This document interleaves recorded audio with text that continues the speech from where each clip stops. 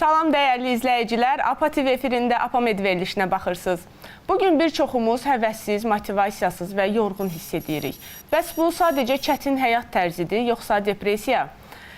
Cəmiyyətimizin hələ də tam başa düşmədiyi, amma minlərlə insanın səssizcə yaşadığı bu vəziyyət haqqında danışacağıq bugün. Studiyamızda bu mövzunu aydınlaşdırmaq üçün qonağımız klinik psixoloq və psixoterapevt Rövşən Nəcəfovdur. Rövşən bəy, xoş gəlmisiniz. Xoş gününüz olsun. Necəsiz? Çox sağ olun, siz necəsiniz? Yaxşıyıq, doktor. Yorulmayasınız. Təşəkkürlər. Rövşən bəy, depressiya sadəcə yorğunluq və çətin həyat şəraiti arasındakı sərhədi insan özü necə ayırd edə bilər? Və insan nə vaxt anlamalıdır ki, bu gündəlik stres yox, artıq psixoloq yanına getməlidir, yəni. Bu necə anlaya bilər? Ümumiyyətlə, bizim bütün hallarımızda depressiya ola bilər.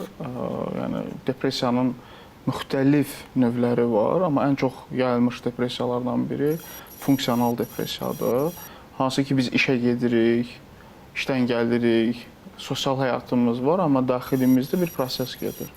Əgər biz bir şəxsə diaqnoz qoymaq istəyiriksə ki, bu şəxs depressiyadan əziyyət çəkir, davamlı olaraq 2 həftə müddətində şəxsin depressiyanın əlamətlərini daşımalıdır, yəni şəxs.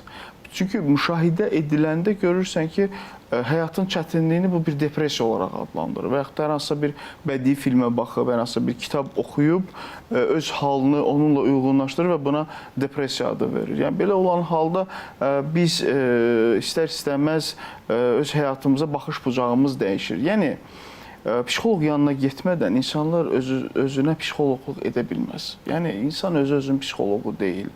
Biz özümüzə motivasiya verməyimiz belə doğru deyil. Yəni, bəzən deyirlər ki, özünə motivasiya ver, həyatdan möhkəm yapışır. Bunun əksi bilirsiniz necə formalaşır. Deyirlər ki, işə gedir, normal maddi gəlirləri var, bu adam niyə depressiyada olsun ki? Və yaxud da intihar etmirsə, bunun depressiyası ağır deyil. Yəni, şərt deyil ki, insan mütləq xəstə olanda ölsün. Yəni, biz baxış bucağımızı burada formalaşdırmalıyıq ki, bu insan artıq qeyri-adekvatdır, istər özünə, istər başqalarına qarşı. Doktor, sosial media, maddi sıxıntılar, ailə və cəmiyyət təzyiqləri, bütün bunlar insanı depressiya aparır, yoxsa bəzi insanlar üçün bu bir növ güclənmə vasitəsidir? Bu, individual məsələdir. Çünki elə insanlar var ki, hadisələrdən güclənə bilir. Elə insanlar var ki, onun emosional dayanıqlığı çox zəifdir və o zaman hadisələr ona şiddətli kimi görünür. Yəni, bizim üçün adi olan şeylər başqaları üçün cəhənnəm ola bilər. Yəni, bizim üçün problem kimi görünməyən hadisələr başqaları üçün çox böyük bir problemdir, hansı ki, heç onun həllini bilmir. Amma bu, həm də onun yaşadığı mühitdən asılıdır. Əgər mühit bizim psixoloji dayanıqlığımızı, yəni immunitetimizi formalaşdıra bilirsə, biz hadisələrə yanaşmamızda rasionallığımızı qoruyacağıq. Bir hadisə nə vaxt problemə çevrilir? Biz onu rasionallıqdan çıxardıb ona emosional yük veririk, yəni mənalandırırıq. Mənalandırdığımız istənilən anlayış fəlakətləşir. Yəni, insanın həyatına böyük bir maneçilik yaradır. Əgər hadisə sənin özünə və başqalarına bir problem yaradırsa, burada artıq biz psixoloji narahatlıq diaqnozunu müəyyən edə bilərik. Hansı növüdür, bu artıq gedişatdan asılıdır. Və burada individual məsələ olduğunu vurğuladım. Çünki, məsələn, şəxs biri var ki, hadisə ilə rastlaşır, ata-anası sağdır. Biri var, həmin hadisə ilə rastlaşır, onun ata-anası sağ deyil. Təbii ki, onun reaksiyası fərqli olacaq. Və yaxud da hər hansısa bir bioloji və fiziki bir narahatçılığı var. O, psixoloji hadisələrə, psixoloji problemlərə başqa cür yanaşacaq. Fiziki və bioloji sağlam olan insan psixoloji problemə tamam başqa cür yanaşacaq. Yəni, biz burada şəxsi tam olaraq dəyərləndirməliyik. Yəni, amma elə insanlar da var ki, həqiqətən o çətinliyin içindən çıxıb, özünün memarı olub və güclü mənini yarada bilibdir. O güclü məni yaratmaq üçün mütləq ki, sən əziyyət çəkməlisən. Mütləq ki, o əziyyətin nə olduğunu dərk eləməlisən. Məsələn, psixologiyada belə bir yanaşma var ki, biz həmişə deyirik, çətin yox, əziyyətli. Səhv yox, təcrübə.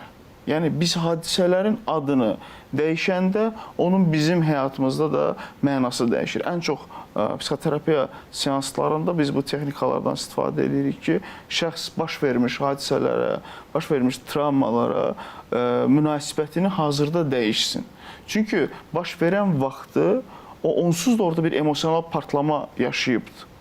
Bu günlərim bizə lazım olan odur ki, buradan ora baxanda həmin emosional partlamanı yaşamasın. Yəni bu günlərim o artıq o hadisəyə keçmiş kimi baxsın. Yəni adı üstündə keçmiş, gedibdir, yoxdur. Artıq dünəndə qalıb. Ona ancaq çönüb baxa bilərik. Çönməsə ona baxa bilməyəcəyik. Yəni insan anlamalıdır ki, bu həyatında quracağı bir fəlsəfi bir baxış varsa və bu baxış gələcəyə hesablanıbsa, o keçmişlə yaşaya bilməz. Yəni elə olan halda onun həyatı, onun funksionallığı itəcək. Və xüsusən də depressiya hallarında məsələn bioloji faktorlar var ki, məsələn beyində serotonin və dopamin balansı pozulursa, bu zaman şəxs istəmədən də depressiyaya düşəcək və yaxud da hamının bildiyi kimi zob xəstəliyi varsa, şəxsdə depressiya halları müşahidə olunur. Siz təsəvvürünüzə gətirin ki, bəzən hər hansısa bir fiziki narahatçılığımız bizim halımızı dəyişir. Eyni halda psixosomatika var ki, o bizdə fiziki narahatlıqlar verir. Yəni, burada beyin və ürəyin birlikdə olduğunu biz görürük və bizim hər şey bizim düşüncəmizdə olduğunu görürük. Yəni, ona görə düşüncəmizi biz idarə edəndə daha sonra dəyişəndə həyatımız dəyişə bilir. Yəni, qorxuya münasibətimiz dəyişir. Depressiya nədir? İnsanların mənəvi ölüm qorxusudur.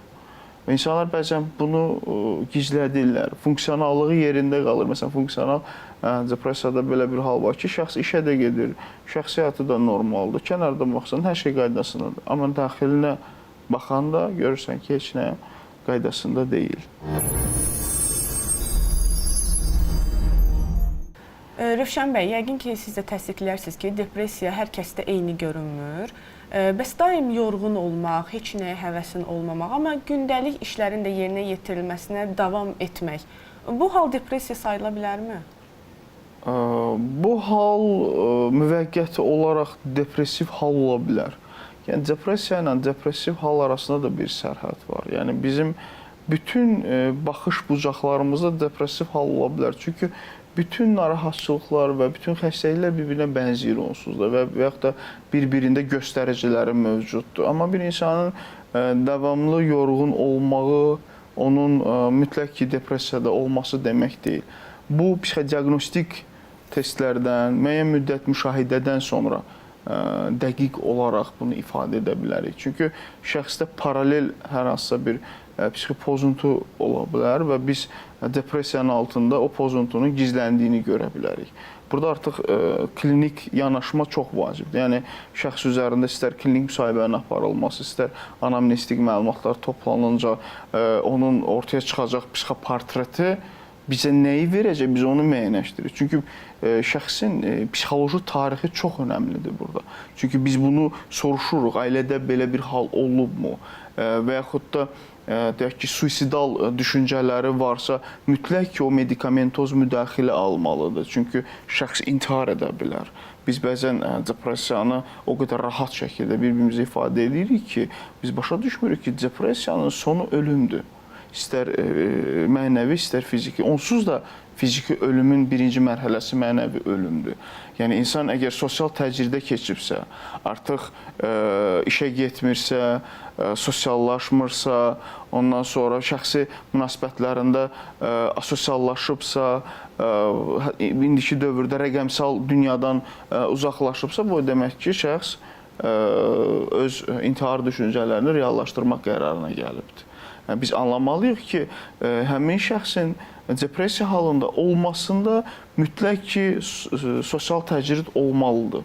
Yəni, biz onun yaşına uyğun, sadə dildə desək, başına uyğun davranışlarını müşahidə eləməliyik ki, bu hal-hazırda ümumi psixoloji nizamı pozur və yaxud da hər hansısa bir mühitdəki adekvat olacaq şeyi qeyri-adekvat formada göstərir. Yəni, buna diqqət eləmək lazımdır. Bəs cəmiyyətdə bu kimi halları görməzlikdən gəlməyə səbəb olan hansı yanlış inanclar var? Bilirsiniz, bizdə çox qəribə bir yanaşma var ki, məsələn, necə ki, fiziki olaraq xəstələnəndə bizi hər şey soyuq dəymənin üstünə yıxılır. Yəni, soyuq dəymə nə qədər belə böyük bir səbəbdir ki, bütün xəstəliklərin sanki başlanğıc nöqtəsidir. Çünki insanlar hər zaman bəhanə tapmaq istəyirlər.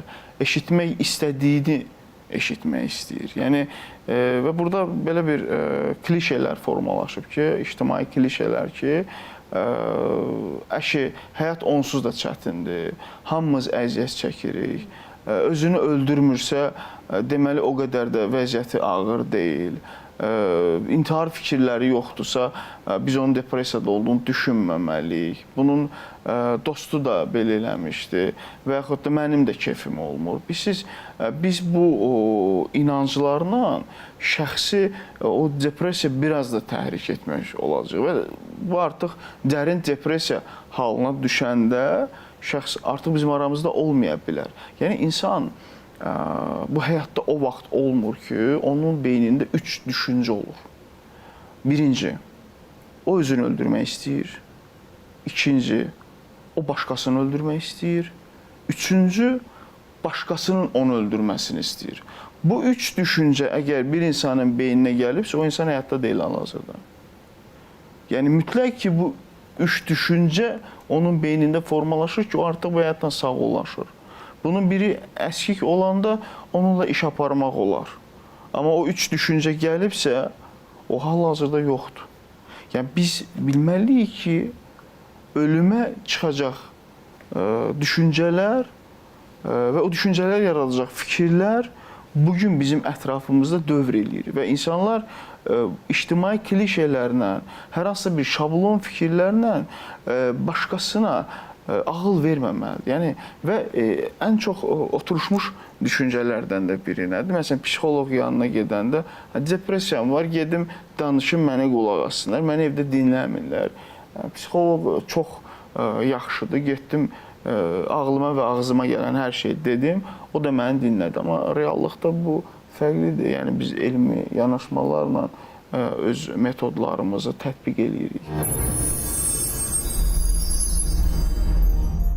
Rövşən bəy, uşaqlıqda yaranan emosional travmalar və yaxud həyat təcrübələri insanın psixi sağlamlığına, xüsusilə də depressiyaya düşməsinə necə təsir edir? Ümumiyyətlə, uşaqlığımızda yaşadığımız hər şey bugün bizim həyatımızdadır. Yəni, çünki insanın orqanizmi də, insanın düşüncəsi də keçmişə istinad edir. Yəni, təcrübəni orada toplayıbdır onsuz da. Yəni, onun məktəbi o travmalardır. Yəni, amma bu günlərim bir şəxsin hər hansı bir depressiv halı keçirtməsi o keçmişdəki travmanı tətikləyə bilər. Yəni, onsuz da o travma bir kitab kimi onun beynində oturub. Depressiya həmin kitabı vərəqləyə bilir. Yəni, biz buna diqqət eləməliyik. Əgər bir şəxs uşaq vaxtı hər hansısa bir fiziki və mənəvi bir travma görübsə, gələcəkdə o yaşı böyüyəndə və deyək ki, hər hansı bir mənəvi bir zərbə alanda həmin uşaqlığındakı fiziki və mənəvi travmasını yenidən xatırlamalı olacaq. Biz buna travma sonrası stres deyirik. Hansı ki, daha çox hərbiçilərdə qoyulmağına baxmayaraq, bu hər kəsdə ola bilər. Yəni, şəxsiyyət mütləq ki, orada bir dəyişəcək. Şəxsiyyət əvvəlki kimi olmayacaq. Necə ki, fiziki olaraq bizim hər hansısa bir orqanımıza bir şeylər olanda, deyək ki, qolumuz qırılanda, nə qədər çox ona peşəkar belə yanaşılsa, o qol əvvəlki qol olmur. Belə bir şey yoxdur. Bu, insan düşüncəsində də belədir. Yəni, məsələn, bəzən mənim həmkarlarım deyir ki, biz travmaları sağaldırıq. O, düzgün yanaşma deyil. Biz travmalarla yaşamağı öyrədirik, ona qarşı immunitet yaratmağı tədris edirik. Yəni, burada biz baxış bucağımızı dəyişməliyik, yoxsa şəxsə kömək eləyə bilmərik. Rövşən bəy, Azərbaycanda insanlar psixoloqa müraciət edərkən daha çox kimə və hara getdiklərini necə ayırd etməlidirlər? Psixoloqa müraciət etməmişdən öncə ümumiyyətcə psixologiyanı araşdırmaq lazımdır. Yəni psixoloqun fəaliyyəti nədən ibarət olduğunu bilmək lazımdır. Çünki getdikləri anda aldanacaqlar. Bu günlərim artıq sosial platforma üzərində müxtəlif dələduzluq növləri var. Onlardan da biri elə psixologiya sahəsidir. Və psixoloqluq edərək insanların emosional hisslərindən, onların baxış bucaqlarından sui-istifadə edirlər. Psixologiyanı gedən zaman şəxslər psixoloqun diplomunu tələb etsinlər. Əgər xaricdə təhsil alıbsa, dövlət tərəfindən registrini tələb etsinlər. Yəni mütləq ki, o sənədləri istəsinlər. Yəni hər hansısa bir şəxsin sosial platformada və ya kütləvi informasiya vasitələrində böyük danışması onun böyük olması demək deyil. Yəni biz anlamalıyıq ki, bu bizim psixi sağlamlığımızdır. Burada hər hansısa bir yanlış gələcəyimizi qaranlığa düçar edə bilər və bunun psixologiyanın digər sahələrdən fərqi odur ki, məsələn, deyək ki, hər hansısa bir dərman yazılanda müalicə prosesində biz o dərmanı dəyişmək olur. Amma psixologiyada o cümləni dəyişmək olmur.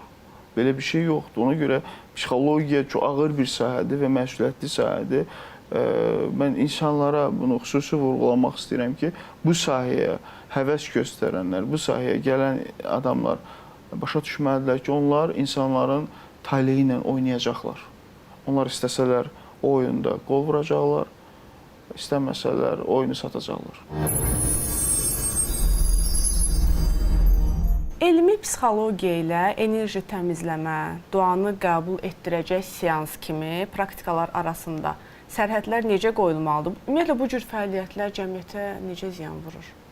Bu cür fəaliyyətlər cəmiyyəti bir uçuruma aparır. Bu cür fəaliyyətlər elmi fəaliyyətə mane olur, peşəkarlığı gözdən salır, enerji təmizləmə, şuur altına girmə, şuurun üstünə çıxmaq, nə bilim, hər hansısa bir gələcəyə baxış yaratmaq, falçılıq etmək, bioenerji, nə bilim, insanlar bu qədər dələduzluğa meyilli olmamalıdır. Yəni, və insanların emosiyalarına bu qədər sui-istifadə eləmək olmaz. Onlar qanun və dövlət qarşısında cavab verməlidir. Yəni, insanlara gəl, mən sənin yaddaşını siləcəm, mən ora yeni müsbət düşüncələr yaradacağam, kosmosla əlaqəyə keçəcəm.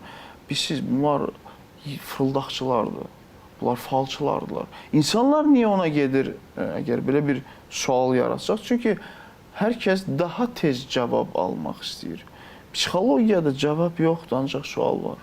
Onlar cavab istəyirlər. Onlar istəyirlər ki, kimsə ona cavab versin və yaxud da kimsə günahkar göstərsin. Psixologiyada günahkar yoxdur. Psixologiyada bəhanə yoxdur. Psixologiyada göz yaşı yoxdur. Belə şeylər yoxdur. Psixologiyada düşüncə cərrahiyyəsi var. Yaranmış mənfi alternativ düşüncələrin reallığı sorğulanır. Onun yerinə müsbət düşüncələr əlavə olunur. Yəni, avtomatik düşüncələrin yerinə alternativ düşüncələr əlavə olunur. Yəni, biz anlamalıyıq ki, mənfi avtomatik düşüncələrimiz müsbət alternativ düşüncələrimizlə əvəzlənməlidir. O zaman bizim gələcəyə baxışımız rasional olacaq. Biz nəyin harada olduğunu biləcəyik. Əgər biz nəyisə axtardığımızı bilmiriksə, biz onun harada olduğunu necə öyrənə bilərik? Yəni, axı, bizə hər hansı bir ünvan göstəriləcək, sən də nə axtardığını bilmirsən və o ünvana gedəcəksən ki, oradan hər hansı bir anlayışı tapırsan, bəs o anlayış doğrudan mı sənin axtardığındır? Birinci növbədə bunun adı qoyulmalıdır. Yoxsa gəl, gözlərini yum, 4 dəfə dərindən nəfəs al, 5 dəfə burax, sən artıq təmizləndin, biraz da ağla, ölənləri yadıva sal, biz gələcəyə baxış formalaşdırırıq. Artıq mən ruhumu təmizlədim. O ruh paltardır mı bunu yuyursan sən? Yəni və yaxud da şuuraltını gəlin silək. Nə ilə silirsən bunu? Hər hansısa bir, mən burada yuyucu tozu reklam eləmək istəmirəm. Rövşən bəy, Azərbaycanda psixoloq olmaq üçün hansı təhsil və hazırlıq mərhələləri keçirilməlidir? Bu proses nə qədər şəffaf və nəzarət altındadır? Bu haqda istəyərdim danışasınız. Azərbaycanda psixoloq olmaq üçün bakalavr təhsilin psixologiya olmalıdır. Klinik psixoloq olmaq üçün magistr təhsilinin klinik psixologiya olmalıdır. Əgər təhsil yoxdursa, şəxs hər hansısa bir kursu bitirib, mən psixoloqam deyib, özünü ictimaiyyətə təqdim edə bilməz. Media qurumları da psixoloqları ekspert kimi verilişlərinə dəvət edəndə çox xahiş edirəm ki, onların diplomlarını istəsinlər.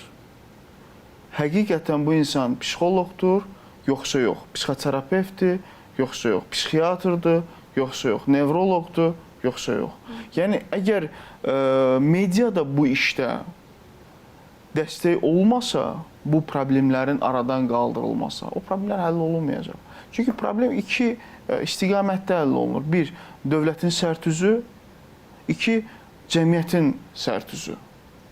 O zaman həmin mütəxəssislər də götür-qoy edəcəklər həyatlarında və dələduzluq etməyəcəklər, hər hansısa bir emosional boşluqdan sui-istifadə eləməyəcəklər. Azərbaycanda psixoloq olmaq istəyən şəxslər bilməlidirlər ki, bunun təhsilini almaq lazımdır. Xaricdən hər hansısa bir diplomu alıb, gətirib burada təsdiqlətmədən sən insanlara dəstək ola bilmərsən. İnsanların hissləri ilə oynaya bilmərsən. İnsanların ümidlərini bastırmaq olmaz. Bu günlərim sosial şəbəkələrdə fenomenlər özlərini psixoloq kimi göstərərək başqalarının həyatını məhv ediblər. Başqalarına yalançı ümidlər veriblər. Plasebo effektləridir bunlar, müvəqqətidir. O heç vaxt dayanıqlı ola bilməz.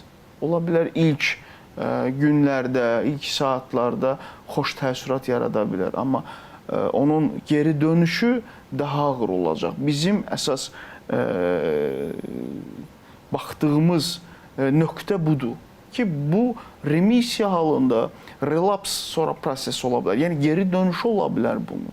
Biz ona görə o düşüncə üzərində çoxlu işləyirik ki, onun inancları, həyata baxışı dəyişsin. Dəyişməsə onun müvəqqəti olaraq hər hansısa bir düşüncəni, bugün bunu düşünsən yaxşısan, belə bir hər hansısa bir metod yoxdur. Yəni, kognitiv davranış terapistiyəm mən və sırf bir də psixoanalitika ilə məşğul oluram. Bizdə konkret olaraq hər ikisi elmi əsaslı metodlardır. Yəni, orada bir düstur var, struktur var. Yəni, mən öz metodumu kəşf eləmişəm. Mən orada istədiyim kimi davrana bilərəm, istədiyim fikirləri ifadə edə bilərəm. Belə bir şey yoxdur. Məsələn, necə ki, bir cərrah ürək əməliyyatı edərkən onun protokolu ilə əməliyyat edir. Bir psixoloq da psixoterapiya etdiyi zaman o protokolla getməlidir. Sən özündən orada hər hansısa bir fikir ifadə edə bilməzsən. Sənin orada şəxsi fikrin yoxdur, sənin orada cinsiyyətin yoxdur, milliyyətin yoxdur seans prosesində. Və bu günlərim peşəkar psixologiya ilə məşğul olmaq üçün mütləq ki, sərt qaydalar tətbiq olunmalıdır. Mütləq ki, sorğulanmalıdır. Mütləq ki, özünü psixoloq kimi təqdim edən insanların ingilislər demiş, backgrounduna baxılmalıdır. Doktor, ümumiyyətlə ən çox hansı insanlar depressiyaya düşür? O insanlar daha çox depressiyaya düşür ki, onun gözləntiləri ilə reallıq uyğunlaşmır. Yəni, o öz gözləntilərinin bugün sabah icra edəcəyini gözləyir və reallıq isə həmin icranı gecikdirir və yaxud da o icranın qeyri-mümkün olduğunu sənə göstərir. Yəni, reallığın çərçivəsində o gözləntilər formalaşa bilmir. Digər insanlar isə cəmiyyətin verdiyi kimliklə sənin yaratmaq istədiyin kimlik toqquşanda orada psixoloji narahatlıq başlayır. Bu narahatlıqlardan da biri depressiyadır. Ümumiyyətlə, bütün psixoloji narahatlıqların başlanğıc nöqtəsində depressiya var. Yəni, çünki depressiya bizim immunitetimizi zəiflədir. İstər fizioloji olaraq, istər psixoloji olaraq. Yəni, burada əsas məqam budur ki, depressiya mənim həyatımı neyə bilər ki? Məsələn, bəzən deyirlər ki, hər hansı bir yazıcı depressiyadan əziyyət çəkib, ona görə bunları yarada bilir və yaxud da bir musiqiçi. Mən sizə kifayət qədər iş adamları, maddi olaraq güclü insanların depressiya olduğunu göstərə bilərəm. Rövşən bəy, bütün bu yanlış yanaşmalar, savadsız fəaliyyətlər, cəmiyyətdəki miflərlə yanaşı, sizcə Azərbaycanda psixoloji yardım sistemini daha sağlam, əlçatan və etibarlı etmək üçün hansı addımlar atılmalıdır? Həm dövlət tərəfindən, həm mütəxəssislər, həm də cəmiyyət tərəfindən. Azərbaycanda bu sahəni tənzimləmək üçün birinci növbədə qanunlar sərtləşməlidir. Çox ağır cəza metodları olmalıdır. Necə ki, digər sahələrdə bu var. İctimaiyyət bu istiqamətdə dəstək verməlidir. Qınaqlar olmalıdır. İstər media tərəfindən, istər fərdlər tərəfindən.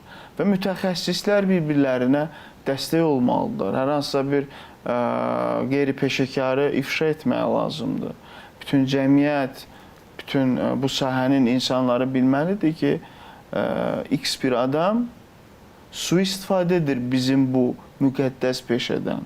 Yəni, anlamalıyıq ki, biz peşəmizi sevməliyik. Necə ki, siz öz peşənizi sevərək addımlar atırsınız, bir-birinizi qoruyursunuz.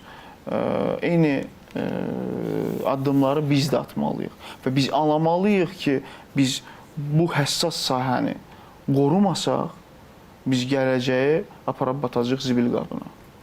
Biz anlamalıyıq ki, biz cəmiyyətimizdə psixi sağlamlıq mühitini formalaşdırmasaq, biz gələcəyimizi keçmişə aparacaq.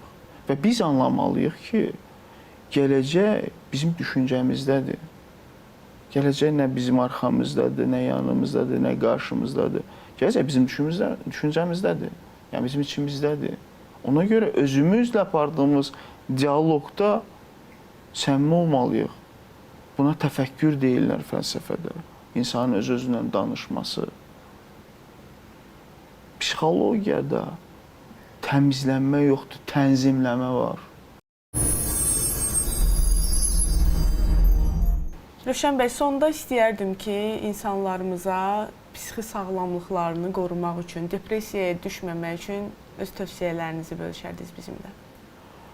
Hər hansısa bir psixi narahatlığınız varsa, mütləq mütəxəssisə müraciət edin. Bunu gizlətməyin, bundan utanmayın. Çünki zamanında edilmiş müdaxilə daha tez müsbət nəticə verir. Biz əgər zamanında problemimizin üstünə getməsək və peşəkara müraciət edib o problemi həll etməsək, biz gələcəyimizi məhv etmiş olacağıq. Və əziz psixi sağlam olduğunu düşünən insanlar, psixi sağlamlığında problem olan insanları qınamayın, onlara gülməyin.